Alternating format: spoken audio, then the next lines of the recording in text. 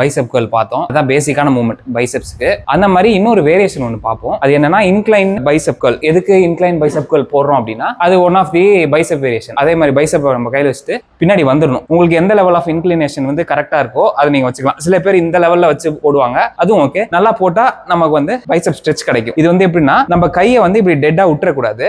ஒரு ஸ்டிமுலஸ்க்காக நம்ம இப்படி வச்சுக்கணும். அப்பதான் வந்து ஃபோர்ஸ் வந்து நமக்கு எப்பவுமே இருக்கும்.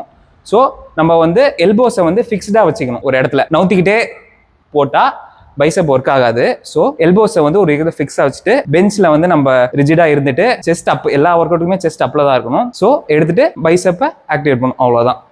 இப்போ வந்து நம்ம எதுக்கு இப்படி போறோம், எதுக்கு இன்க்ளைன் பெஞ்ச் பிரஸ்ல இப்படி சாஞ்சிட்டு போடுறோம் அப்படின்னா நம்ம கை வந்து இப்படி நம்ம நின்றுட்டு போட்டோம் அப்படின்னா இங்க இருக்குதா, பின்னாடி போகும்போது நம்ம கை வந்து நம்ம உடம்புக்கு பின்னாடி போகும். அது வந்து எதுக்கு அப்படி போடுறோம் அப்படின்னா நம்ம கையில வந்து லாங் ஹெட்டுக்கு எக்ஸ்ட்ரா ஸ்ட்ரெச் கிடைக்கணும்ன்றதுக்காக பிஹைண்ட் த பேக் இப்படி கை வச்சுக்கிட்டு போடுறோம். நீங்க வந்து அந்த இடத்துல ஃபிக்ஸ்டா வச்சுக்கிட்டு உங்க பைசெப்பை ஆக்டிவேட் பண்ணிட்டு இப்படி ரெப் போடணும்.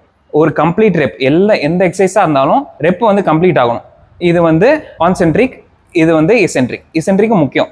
அதாவது டிராப் பண்ணக்கூடாது வெயிட்டை. நீங்க வந்து எந்த அளவுக்கு ஃபோக்கஸ் பண்ணி புல் பண்றீங்களோ அதே அளவுக்கு நீங்க போகணும். வெயிட் தான் உங்களை கீழே கொண்டு போகணும் தவிர நீங்க அதை ரெசிஸ்ட் பண்ணணும். அதனால தான் இதுக்கு பேர் ரெசிஸ்டன்ஸ் ட்ரைனிங். ஸோ இதுதான் இன்க்ளைன்ட் பைசெப் கர்ல். இது வந்து நமக்கு இந்த இடத்துல நமக்கு லாங் ஹெட் ஸ்ட்ரெச் கிடைக்கும், இந்த இடத்துல நமக்கு நல்ல கான்ட்ராக்ஷன் கிடைக்கும்.